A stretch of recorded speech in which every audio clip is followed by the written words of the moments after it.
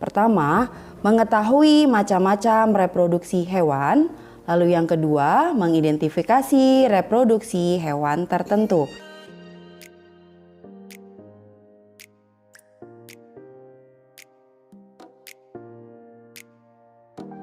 Bismillahirrahmanirrahim. Assalamualaikum warahmatullahi wabarakatuh. SMP Islam Teratai Putih Global, My School, My Achievement. Apa kabar siswa-siswi semua SMP Islam Teratai Putih Global? Semoga kalian baik-baik saja dalam lindungan Allah Subhanahu wa Ta'ala. Masa pandemi saat ini, kalian harus tetap menjaga kesehatan kalian dengan sering mencuci tangan, memakai hand sanitizer, dan memakan makanan yang bergizi. Untuk siswa-siswi SMP Islam Teratai Putih Global, kalian tetap semangat untuk kalian yang masih melakukan pembelajaran secara daring ya. Khususnya untuk kelas 9, video kali ini adalah materi tentang sistem reproduksi pada hewan. Silakan kalian bisa mempersiapkan alat tulisnya, buku paketnya, atau kalian bisa men-screenshot materi yang akan Miss tampilkan di video ini. Sistem reproduksi hewan yang akan kita pelajari yaitu adalah pertama, mengetahui macam-macam reproduksi hewan. Lalu yang kedua, mengidentifikasi reproduksi hewan tertentu. Reproduksi hewan terbagi menjadi dua, yaitu generatif dan vegetatif. Perkembangbiakan pada hewan yang generatif terdiri dari secara internal dan eksternal. Perkembangbiakan generatif adalah perkembangbiakan yang dilakukan melalui proses pembuahan atau yang disebut dengan fertilisasi, di mana memerlukan dua sel, yaitu sel telur dan sel sperma. Perkembangbiakan generatif terdiri dari tiga hal, yaitu 1.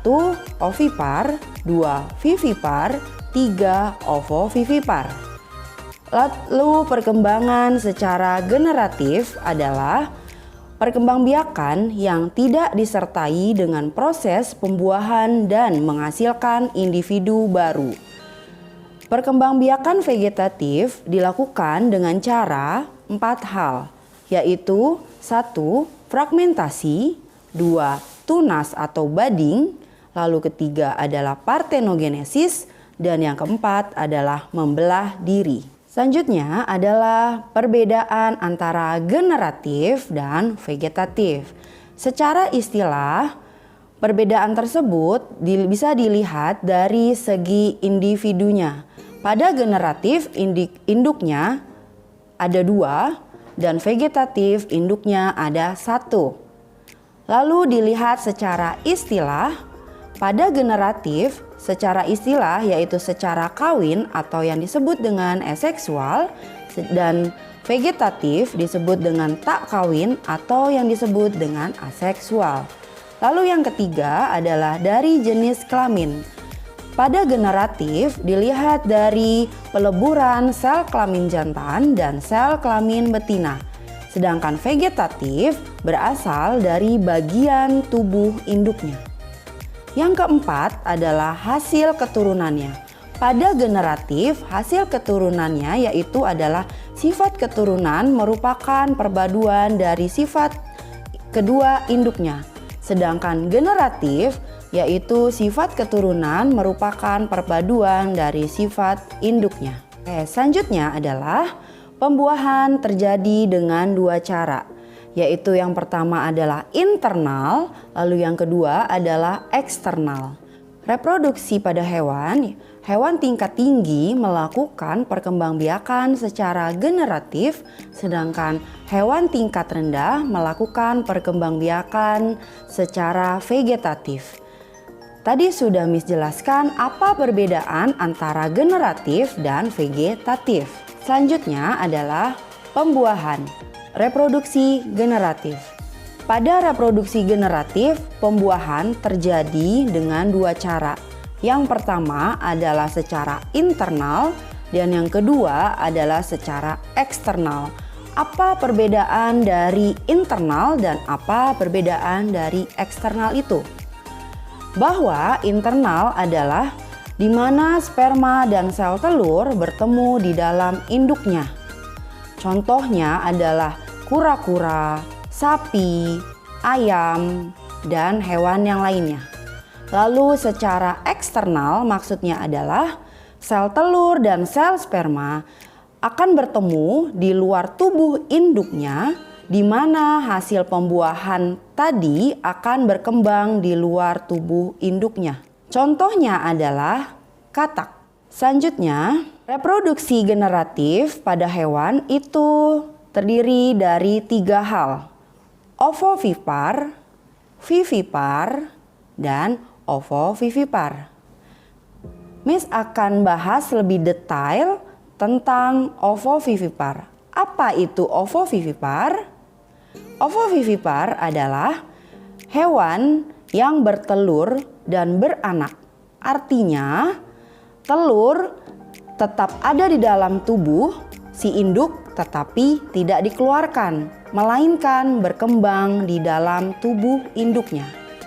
Contoh halnya adalah seperti kadal, ular, ya, itu adalah beberapa contoh dari ovovivipar. Nah, ini adalah bisa dilihat di layar ya. Di situ ada beberapa contoh dari hewan ovovivipar.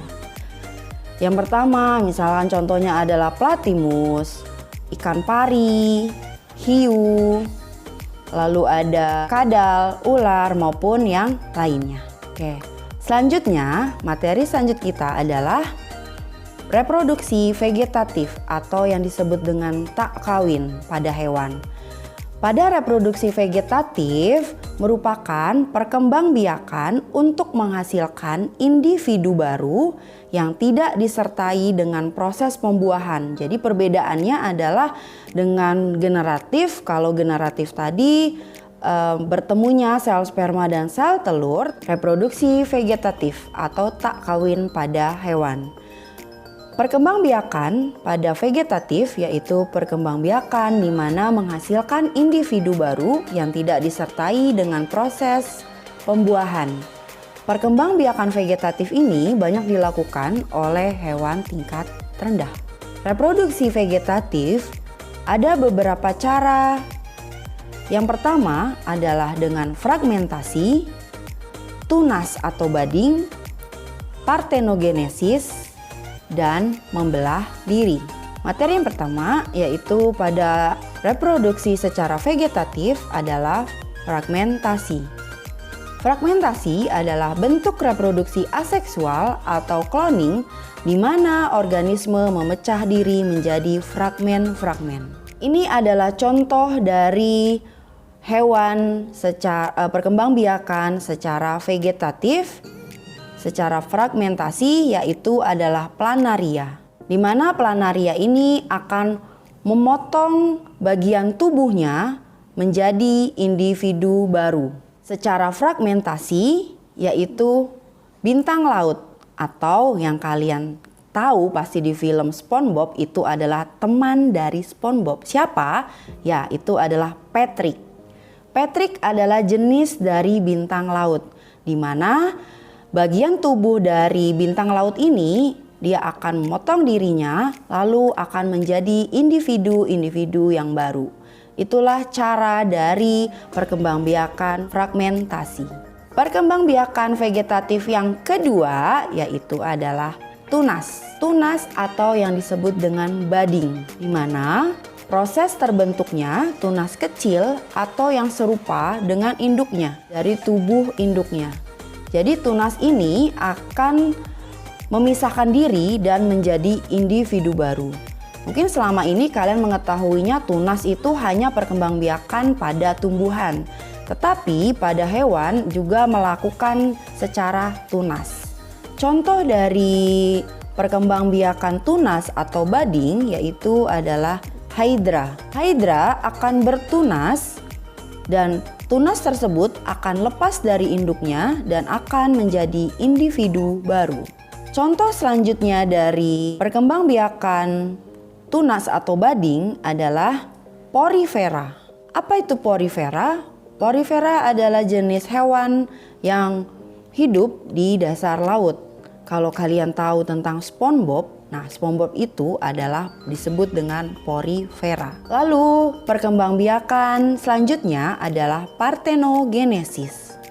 Di mana partenogenesis ini adalah bentuk reproduksi aseksual di mana betina memproduksi sel telur yang berkembang tanpa melalui proses fertilisasi. Partenogenesis dapat kita lihat pada kutu daun, lebah, kutu air, dan beberapa invertebrata lainnya. Juga ada beberapa pada jenis tumbuhan. Selanjutnya adalah yang keempat, reproduksi vegetatif, yaitu membelah diri. Membelah diri biasanya terjadi pada hewan tingkat rendah atau yang disebut dengan bersel satu protozoa. Misalnya adalah amuba dan paramecium. Pembelahan diri biner jika terjadi pembelahan individu menjadi dua individu baru dan disebut menjadi pembelahan diri multilevel. Pada reproduksi membelah diri, contohnya adalah amuba. Pada amuba dewasa, tahap reproduksinya membelahnya nukleus. Lalu dari membelahnya nukleus akan menjadi dua sel anak. Dan itu adalah cara dari amuba untuk membelah diri.